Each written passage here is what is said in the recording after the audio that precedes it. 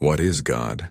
It's a question that has echoed through human history, whispered in temples, shouted in debates, and pondered in the quiet moments of our lives. If you open up the Bible, you won't find a simple one-sentence dictionary definition.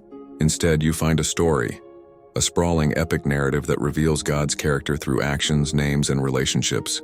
So let's start with one of the most direct statements in the entire book. In the Gospel of John, chapter 4, Jesus is talking to a woman at a well, and he says something profound. God is spirit. Okay, great. But what does that even mean? What is a spirit? Well, let's break it down. When the Bible says God is spirit, it's telling us first and foremost that God isn't made of physical stuff.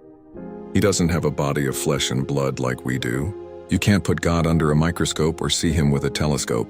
He's not confined to a specific location, like a building, a city, or even a single country. As King Solomon said when he dedicated the temple, "The heavens, even the highest heaven, cannot contain you. How much less this temple I have built." This spirit nature means God is omnipresent. He is everywhere at once. He's not spread thin like a drop of ink in the ocean. Rather, his entire being, his full presence, is accessible in every corner of the universe simultaneously. It's a mind-bending concept, but it means there's no place you can go where God isn't. But the Bible doesn't stop there. It doesn't just say God is an invisible universal force.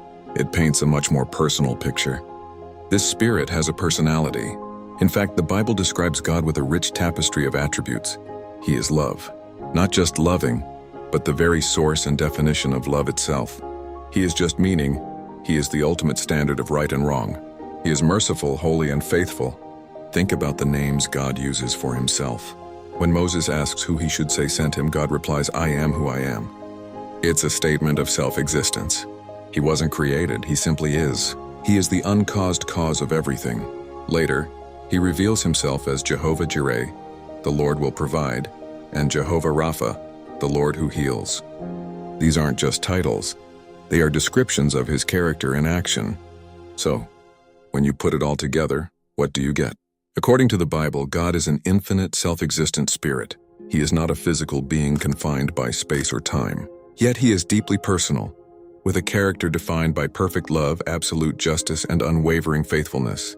He is both a vast, incomprehensible mystery and an intimate friend who knows you by name. He is the creator of the universe who also cares about the smallest details of your life.